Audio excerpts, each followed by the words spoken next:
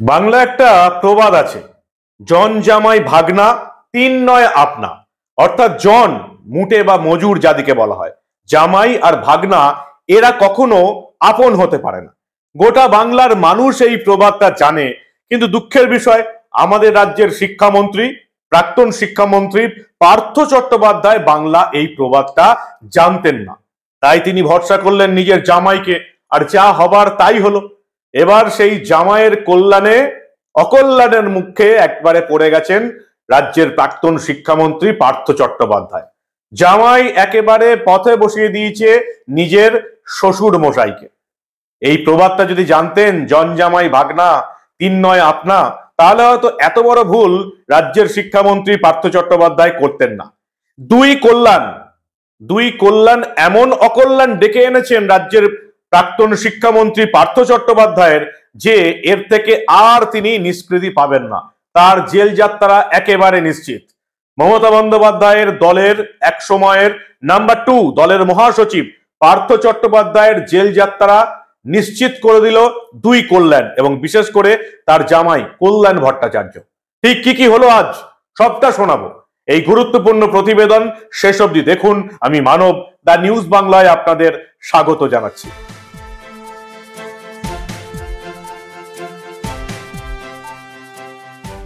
পার্থ চট্টোপাধ্যায় রাজ্যের প্রাক্তন শিক্ষামন্ত্রী।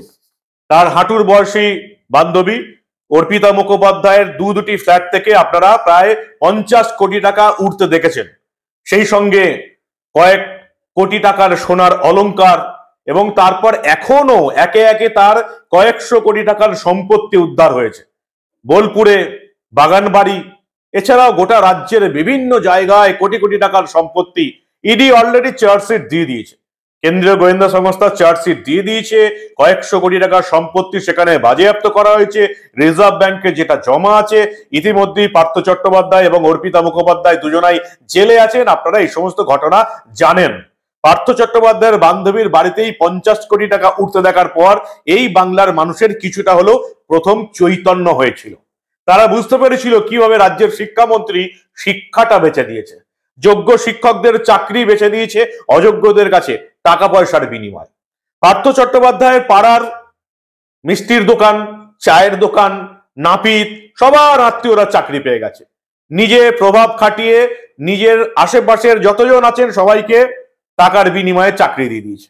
এবার তিনি কিন্তু একেবারে ফেসে গেছেন। আগেই তার বিরুদ্ধে চার্জশিট দিয়ে দিয়েছিল কেন্দ্রীয় গোয়েন্দা সংস্থা।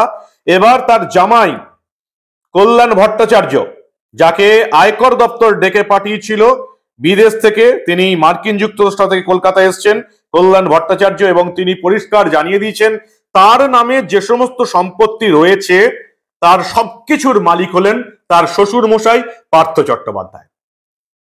জামাই একেবারে অথই জলে ফেলে দিয়েছেন শ্বশুর মশাইকে, পরিষ্কার অস্বীকার করে দিয়েছেন তার নামে যা যা সম্পত্তি রয়েছে সব সম্পত্তির মালিক পার্থ চট্টোপাধ্যায়, পরিষ্কার আয়কর দপ্তরে জানিয়ে দিয়েছেন। শুধু পার্থ চট্টোপাধ্যায়ের জামাই মেয়ের বর কল্যাণ ভট্টাচার্যও নয়, অর্পিতা মুখোপাধ্যায়ের যিনি জামাইবাবু সেই কল্যাণ ধর, তার নামেও অনেক সম্পত্তি কিনে রেখেছিলেন পার্থ চট্টোপাধ্যায়। বান্ধবীর জামাইবাবু কল্যাণ ধর, তার নামে অনেকগুলো সম্পত্তি কিনে রেখেছিলেন। সেই কল্যাণ ধরও এবার পার্থ চট্টোপাধ্যায়ের বিরুদ্ধে বয়ান দিয়েছেন এবং পরিষ্কার জানিয়ে দিয়েছেন তার নামে যা যা সম্পত্তি আছে সবই বকলমে রাজ্যের প্রাক্তন শিক্ষামন্ত্রী পার্থ চট্টোপাধ্যায়। বিপাকে পড়ে গেছেন প্রাক্তন শিক্ষামন্ত্রী। একের পর এক সম্পত্তি এখনো উদ্ধার হচ্ছে। নামে বেনামে কত সম্পত্তি যে তিনি করেছেন সেটাই এখন খতিয়ে দেখছে আয়কর দপ্তর। আমেরিকা থেকে এসে কলকাতায় এলেন তার জামাই পার্থ চট্টোপাধ্যায়ের মেয়ের বর কল্যাণময় ভট্টাচার্য। তিনি এসে বয়ান রেকর্ড করালেন এবং সেখানেও তার নামে যে সমস্ত নামে বেনামে সম্পত্তি আছে সেগুলোর দায়ভার চাপিয়ে দিলেন তার শ্বশুর মশাই পার্থ চট্টোপাধ্যায়ের নামে। আয়কর দপ্তর সূত্রে যেটুকু আমরা জানতে পেরেছি, পাটুলি এলাকায় আরো একটি জমির হদিশ পাওয়া গেছে পার্থ চট্টোপাধ্যায়ের। তার জামাই কল্যাণ ভট্টাচার্যের নামে জেলায় জেলায় বেশ কিছু ট্রাস্টি এবং বেশ কিছু সম্পত্তির হদিশ পেয়েছিল ইডি। অর্পিতা মুখোপাধ্যায়ের জামাইবাবু কল্যাণ ধর এবং পার্থ চট্টোপাধ্যায়ের জামাই কল্যাণ ভট্টাচার্য, দুই কল্যাণের নামেই অসংখ্য সম্পত্তি তারা কিনে রেখেছিলেন, পার্থ চট্টোপাধ্যায় কিনে রেখেছিলেন। দুই কল্যাণ এবার নিজের বয়ান দিয়ে দিয়েছেন, নিজেদের বয়ান দিয়েছেন আয়কর দপ্তরকে। দুই কল্যাণ এবার অকল্যাণ ডেকে আনলেন পার্থ চট্টোপাধ্যায়ের। সমস্ত বয়ান রেকর্ড করেছে আয়কর দপ্তর। এবং শুধু তাই নয়, আপনারা জানেন পার্থ চট্টোপাধ্যায়ের ব্যাপারে খোঁজ খবর করতে গিয়ে বিভিন্ন জায়গায় তার প্রচুর সম্পত্তির হদিশ পান তদন্তকারীরা। শান্তিনিকেতনে বেশ কয়েকটি বাড়ি, ফ্ল্যাট, খোয়াই নদীর কাছে একটি বিশাল জমি, ওই সম্পত্তির দেখাশোনা করেন আবার রাজীব দে নামে একজন। তিনি আবার নিজেকে পার্থ চট্টোপাধ্যায়ের ভাগ্নে বলে পরিচয় দিতেন। কোন লতায় পতায় ভাগ্নে সেটা এখনো বোঝা যায়নি। ঝাড়গ্রামের বাঁধগোড়া এলাকায় খোঁজ মিলেছে পার্থ চট্টোপাধ্যায়ের একটি বেনামি জমির। সেই জমির খোঁজ পাওয়ার সঙ্গে সঙ্গে মুখ খুলতে শুরু করেছেন এলাকার লোকজন, যাদেরকে ভয় দেখিয়ে, পার্থ চট্টোপাধ্যায়ের নামে ভয় দেখিয়ে কম দামে জমি নেওয়া হয়েছে। এখনো পুরো টাকা তারা পাননি। জমি কিনেছিলেন পার্থ চট্টোপাধ্যায়ের ঘনিষ্ঠ অতনু গুছাইত, যার কাছ থেকে জমি কেনা হয়েছিল। তার অভিযোগ জমির পুরো টাকা দেওয়া হয়নি, টাকার কথা বললেই পার্থ চট্টোপাধ্যায়ের নাম করে হুমকি দেওয়া হতো। এবং শুধু তাই নয়, এরপরে বারুইপুর থানা এলাকার বেগমপুর গ্রাম পঞ্চায়েতের পুরী গ্রামে একটি বাগান বাড়ি পাওয়া গেছে, বিশাল বাগান বাড়ি। যদিও দক্ষিণ চব্বিশ পরগনা জেলা পরিষদের কর্মাধ্যক্ষ, বর্তমান জনস্বাস্থ্য কারিগরি ও পরিবেশ দপ্তরের কর্মাধ্যক্ষ তৃণমূল নেতা আবু তাহের সর্দার বলেছেন, এই বাগান বাড়িটি আবার পার্থ চট্টোপাধ্যায় কিনেছিলেন মেয়ে সোনালী চট্টোপাধ্যায়ের নামে, সোহিনী চট্টোপাধ্যায়ের নামে। আমি জানি না পার্থ চট্টোপাধ্যায়ের মেয়ে এই সোহিনী চট্টোপাধ্যায় তিনি এবার কাকে দোষী করবেন, তার বাবাকে দোষী করবেন নাকি অন্য কারকে দোষী করবেন, সেটাই এখন দেখার। এছাড়াও একটা সংস্থার নাম উঠে এসছে, অনন্ত টেক্স ফ্যাব। এই সংস্থার ঠিকানা আবার কোথায়? ওই বেলঘরিয়ায় অর্পিতা মুখোপাধ্যায়ের একটি ফ্ল্যাটে, যেখান থেকে প্রথমে 28 কোটি টাকা উদ্ধার করেছিল ইডি আধিকারিকরা। সেই ফ্ল্যাটের ঠিকানা হচ্ছে অনন্ত টেক্স ফ্যাবের ঠিকানা। যে ফ্ল্যাটে কোটি কোটি টাকা উদ্ধার হয়েছে, 28 কোটি টাকা উদ্ধার হয়েছে, সেই ফ্ল্যাট অর্পিতা মুখোপাধ্যায়ের নামে রয়েছে। সেখানেই আবার এই সোহিনী কল্যাণময় পার্থ চট্টোপাধ্যায়ের মেয়ে জামাই, তাদের যে এক সময়ের সংস্থা অনন্ত টেক্স ফ্যাব, সেখানেই এক ঠিকানা ছিল।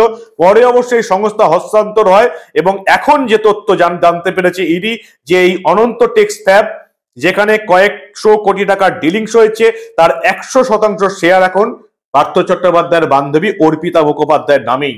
সংস্থার 15,000 শেয়ারের মধ্যে 12,750টি শেয়ার রয়েছে অর্পিতা মুখোপাধ্যায়ের নামে।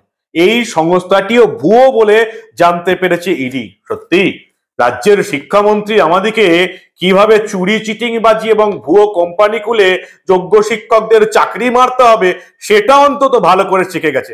আমরা শিখতে পারি আর না পারি, শিক্ষামন্ত্রী কিন্তু চিটিংবাজির শিক্ষাটা এই বাংলার মানুষকে ভালো করে শিখিয়ে গেছেন। এটা অন্তত ইডি সিবিআই রিপোর্টে আমরা পরিষ্কার জানতে পারছি।